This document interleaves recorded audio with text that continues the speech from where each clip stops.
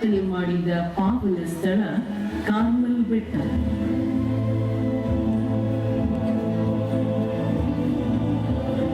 ಇಂತಹ ಪವಿತ್ರ ಸ್ಥಳಕ್ಕೆ ಕಾರ್ಮೆಲೈಟ್ ಕ್ರೈಸ್ತ ಸನ್ಯಾಸಿಗಳು ಪ್ರಾರ್ಥನಾ ಮಂದಿರ ನಿರ್ಮಿಸಿಕೊಂಡು ತಮ್ಮ ಬದುಕನ್ನು ದೇವರಿಗೆ ಮುಡಿಪಾಗಿಸಿ ತ್ಯಾಗದ ಜೀವನ ನಡೆಸುತ್ತಿದ್ದರು. ಅವರಿಗೆ ಮಾತೆಯಲ್ಲಿ ಅಪಾರ ನಂಬಿಕೆ.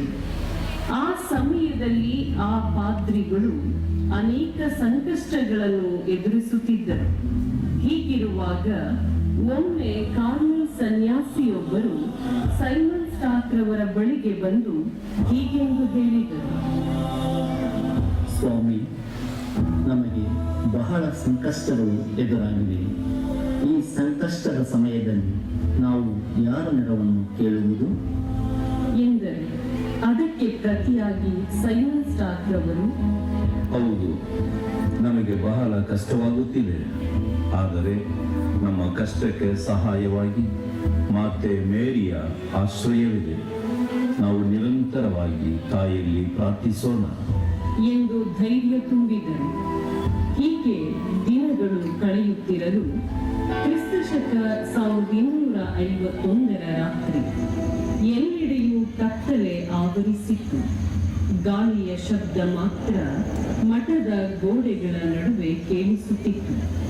ಕಾರ್ಮೆಲೈಟ್ ಮಠದ 86 ವರ್ಷದ ವಯೋವೃದ್ಧ ಸಾಧು ಸೈಮನ್ ಸ್ಟಾಕ್ ರವರು ದುಃಖಭರಿತರಾಗಿ ಮಾತೆ ಮೇರಿಯಲ್ಲಿ ಹೀಗೆಂದು ಪ್ರಾರ್ಥಿಸಿದರು: ಮಾತೆಯೇ, ನಮ್ಮ ಈ ಪರಿವಾರವನ್ನು ಕಾಪಾಡು. ನಾವು ನಿಮ್ಮ ಸೇವಕರು. ನಮಗೆ ಒಂದು ಗುರುತು ನೀಡು. ಅವರು ಪ್ರಾರ್ಥಿಸುವ ಆ ಸಮಯದಲ್ಲಿಯೇ ಕಾರ್ಮೆಲ್ ಬೆಟ್ಟದಲ್ಲಿನ ಪ್ರಾರ್ಥನಾ ಮಂದಿರದೊಳಗೆ ಒಂದು ಅದ್ಭುತ ಬೆಳಕು ಹರಡಿತು. ಆ ಪ್ರಜ್ವಲಿಸುವ ಬೆಳಕಿನೊಂದಿಗೆ ಮಾತೆ ಪ್ರತ್ಯಕ್ಷರಾದರು. ಸೈಮನ್ ಸ್ಟಾಕ್ ಅತೀವ ಸಂತೋಷ ಹಾಗೂ ಆಶ್ಚರ್ಯದಿಂದ ತಲೆಬಾಗಿದರು. ದೇವ ಮಾತೆ ತಮ್ಮ ಕೈಯಲ್ಲಿ ಹಿಡಿದಿದ್ದ ಕಂದು ಬಣ್ಣದ ಉತ್ತರಿಕೆಯನ್ನು ತೋರಿಸಿ ಹೀಗೆ ಹೇಳಿದರು: ನನ್ನ ಪ್ರಿಯ ಮಗನೇ, ಈ ಉತ್ತರಿಕೆಯನ್ನು ಸ್ವೀಕರಿಸು. ಇದು ನನ್ನ ಪ್ರೀತಿಯ ಮತ್ತು ರಕ್ಷಣೆಯ ಚಿಹ್ನೆಯಾಗಿರುತ್ತದೆ. ಇದನ್ನು ಧರಿಸುವವರು ದೇವರ ಕೃಪೆಗೆ ಪಾತ್ರರಾಗುವರು ಎಂದು ಹೇಳಿ ಉತ್ತರಿಕೆಯನ್ನು ಸಂತ ಸೈಮನ್ ಸ್ಟಾಕ್ ಅವರಿಗೆ ನೀಡಿದರು. ಸೈಮನ್ ಸ್ಟಾಕ್ ಅವರ ಕಣ್ಣುಗಳಲ್ಲಿ ಸಂತೋಷದ ಕಣ್ಣೀರು ತುಂಬಿತ್ತು. ಅವರು ಮಾತೆಗೆ, ಅಮ್ಮ, ನಿಮ್ಮ ಕೃಪೆಗೆ ಧನ್ಯವಾದಗಳು ಎಂದು ಭಕ್ತಿ ಪೂರ್ವಕವಾಗಿ ನಮಸ್ಕರಿಸಿದರು. ಸ್ವಲ್ಪ ಸಮಯದ ನಂತರ ಆ ದಿವ್ಯ ದರ್ಶನವು ಅದೃಶ್ಯವಾಯಿತು. ಮಾತೆಯ ಆ ಸಂದೇಶ ಅವರಿದ್ದ ಉತ್ತರಿಕೆ ಮಾತ್ರ ಶಾಶ್ವತವಾಗಿ ಉಳಿಯಿತು. ಆ ದಿನದಿಂದ ಉತ್ತರಿಕೆಯು ಕ್ರೈಸ್ತ ವಿಶ್ವಾಸಿಗಳ ಭಕ್ತಿ, ವಿಶ್ವಾಸ ಮತ್ತು ದೈವ ಮಾತೆಯ ರಕ್ಷಣೆಯ ಸಂಕೇತವಾಯಿತು. ಅನೇಕ ಜನರು ಅದನ್ನು ಧರಿಸಿ ದೇವರೊಂದಿಗೆ ತಮ್ಮ ಸಂಬಂಧವನ್ನು ಗಟ್ಟಿಗೊಳಿಸುತ್ತಿರುವರು. ವರ್ಷಗಳು ಕಳೆಯುತ್ತಿದ್ದವು. ಸೈಮನ್ ಸ್ಟಾಕ್ ಹಾಸಿಗೆಯಲ್ಲಿ ಹೊರಗಿದ್ದಾರೆ. ತಮ್ಮ ಕಡೆಯ ದಿನಗಳನ್ನು ಕಳೆಯುತ್ತಿರುವ ಹೊತ್ತರು.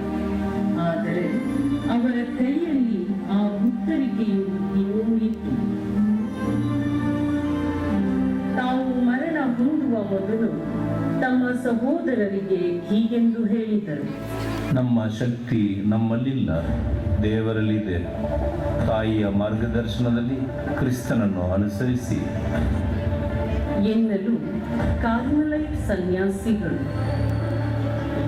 ಹಾಗೆಯೇ ಆಗಲಿ, ದೈವ ಚಿತ್ತಕ್ಕೆ ನಾವು ತಲೆಬಾಗುತ್ತೇವೆ ಎಂದು ಹೇಳಿದರು. ಬಳಿಕ ಸೈಮನ್ ಸ್ಟಾಕ್ ಶಾಂತರಾಗಿ ಕಣ್ಣು ಮುಚ್ಚಿ ಚಿರನಿದ್ರೆಗೆ ಜಾರಿದರು.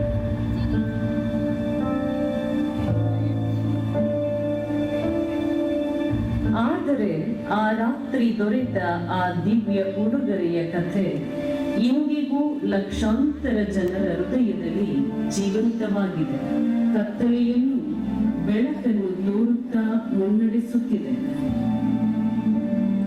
ಆ ಗುರುವರಿಯರ ಮಾರ್ಗದರ್ಶನದಂತೆ ಸ್ಥಾಪನೆಯಾದ ನಮ್ಮ ಕಾರ್ಮೆಲೈಟ್ ಸಭೆ ಇಂದು ನಮ್ಮ ಪಾಲಕಿ ಕಾರ್ಮೆಲ್ ಮಾತೆಯ ಹಬ್ಬವನ್ನು ಸಂಭ್ರಮದಿಂದ ಆಚರಿಸುತ್ತಿದೆ. ಕಾರ್ಮೆಲ್ನ ಅದ್ಭುತ ರಾಣಿ ಮಹಿಮೆಯ ಮಾತೆಯೇ ಕರಹಿಡಿದು ನಮ್ಮನ್ನು ಮುನ್ನಡೆಸಿರಿ, ನಮಗೆ ಬೆಂಗಾವಲಾಗಿ ರಕ್ಷಣೆ ನೀಡಿರಿ.